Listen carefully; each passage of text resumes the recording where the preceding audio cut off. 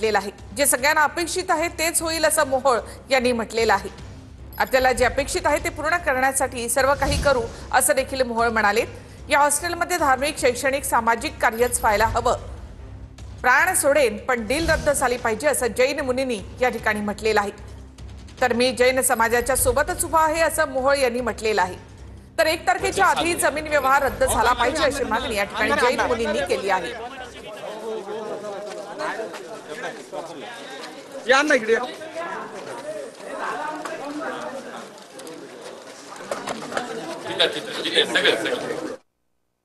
सगळ्यांशी बोलतो तिथे चला पुढे पुढे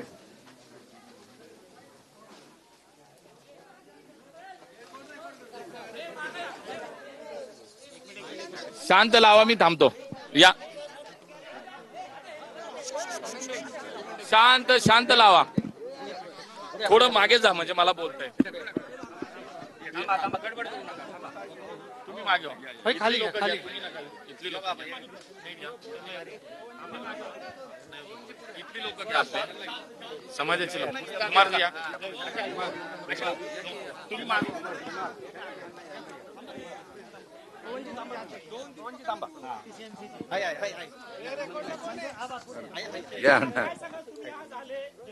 बाईक बाईक कुणाचा माईक आज माईक खाली घ्या ना खाली घ्या ना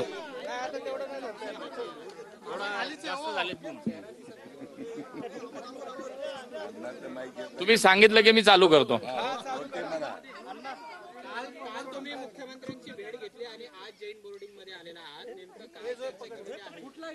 काल नाही काल माननीय देवेंद्रजींची मी जी काय भेट घेतली ती सातत्यानं तुम्ही पाहिलं असेल की दर 4-5 दिवसानंतर आठवड्यात मी त्यांना भेटत असतो। पुण्याचे विषय आहेत, राजकीय विषय आहेत, संघटनात्मक विषय आहेत, निवडणुका आलेल्या आहेत। त्यामुळं काल माननीय देवेंद्रजींच्या संदर्भात हा कुठलाही विषय काल झालेला नाही। काही आपल्यातल्या लोकांनी हे चालवलं की मी हा विषय तिथे घेऊन गेलो किंवा जे राजकारण चाललंय ते अजिबात नाही। पण जैन बोर्डिंगच्या विषयात माननीय देवेंद्रजींची भूमिका स्पष्ट आहे।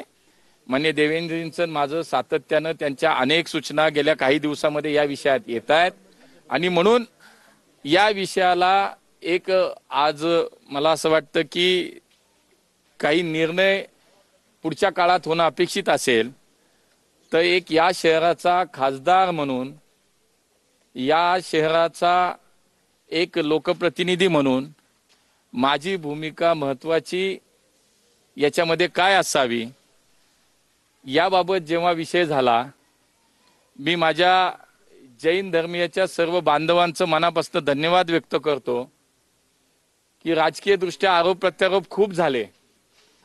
काही लोकांनी या विषयाचा आधार घेऊन व्यक्तिगत पातळीवर जाऊन टीका केली पण माझ्या जैन बांधवांनी एकही दिवस एकदाही कधी माझं नाव या विषयात घेतलं नाही। माननीय राजू शेट्टी साहेब या जैन समाजाचे येतात आणि त्यामुळे त्यांनी ही शंका उपस्थित केली होती की कदाचित मी पार्टनरशिप असलेल्या विकसकांनी हा जैन बोर्डिंगचा व्यवहार केलाय। पण ज्या वेळेला मी स्पष्टपणे माझे कागदोपत्री आणि सगळे पुरावे सादर केल्यानंतर पुढे कुठेही असा विषय जैन समाजातनं आला नाही परंतु याचा एक वेगळा गैरफायदा स्वतःची राजकीय पोळी भाजण्यासाठी स्वतःचं राजकीय अस्तित्व जिवंत ठेवण्यासाठी काही मंडळींनी सातत्यानं चालवलं।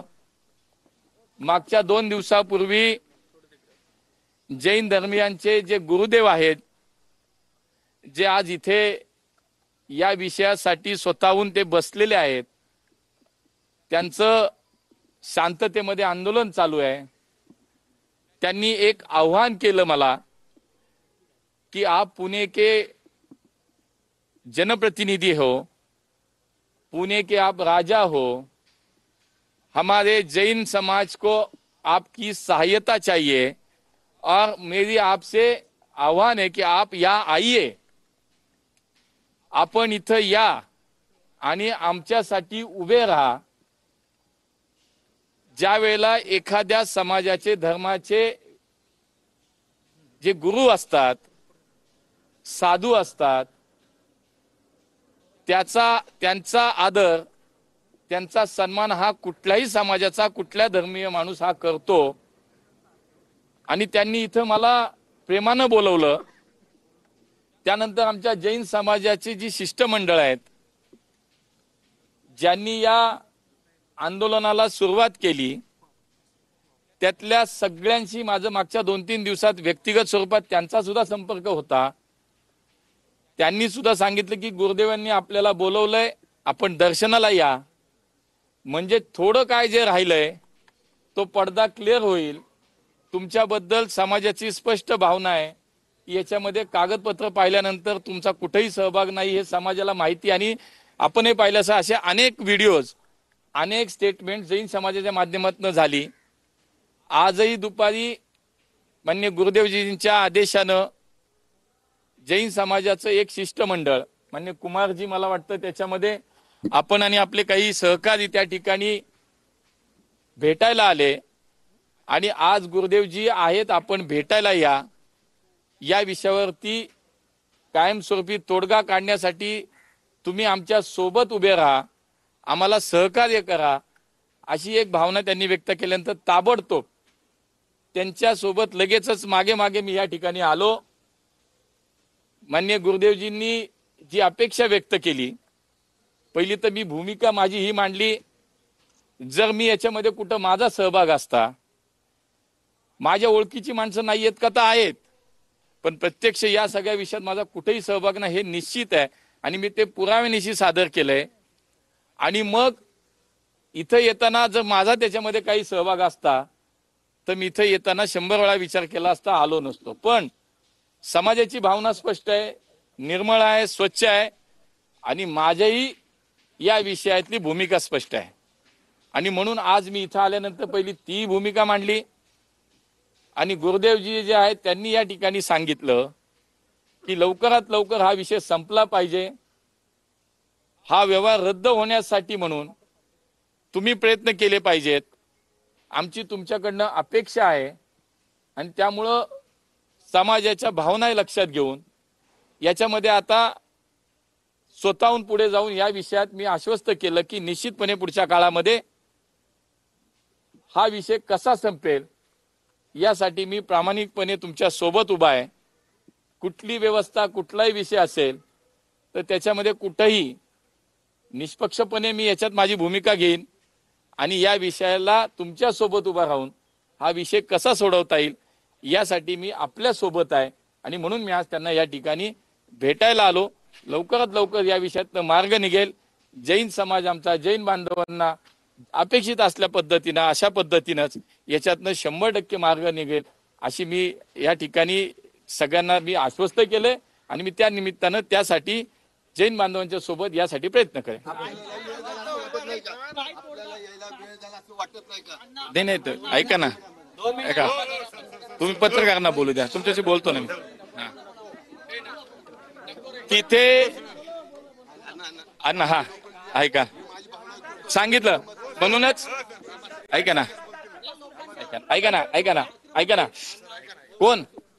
अरे नाही हो बाबा, आज तुम्ही आले नाहीत.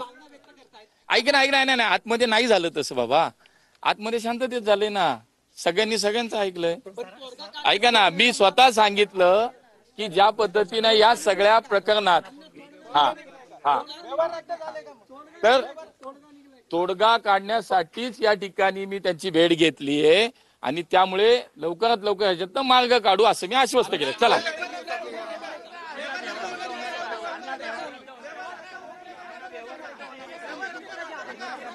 तोडगा काढण्यासाठीच जैन मुनींची भेट घेतली असं मोहोळ यांनी म्हटलेलं आहे. माझा सहभाग असता तर इथे येताना 100 वेळा विचार केला असता असं मोहोळ यांनी म्हटलेलं आहे. राजकीय पोळी भाजण्यासाठी माझ्यावर व्यक्तिगत आरोप करण्यात आले असं मोहोळ यांनी म्हटलेलं आहे.